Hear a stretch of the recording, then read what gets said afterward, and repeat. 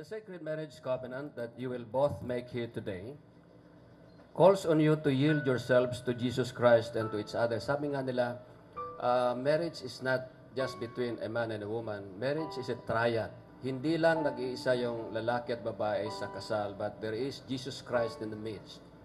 He is the third person in every successful and blessed marriage. So, I hope that you will not forget that Jesus Christ is always with you and in your midst as you live your life together as husband and wife.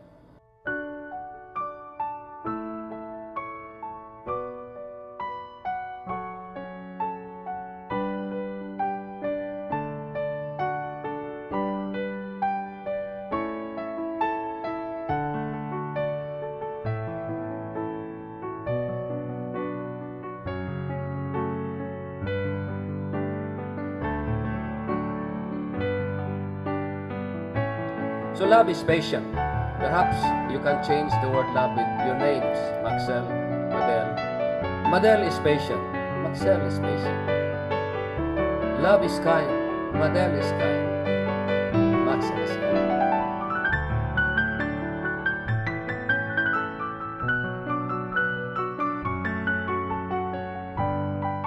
Maddie, you're my spirit guide, my soul counterpart. You are my best friend and my comrade in adventure.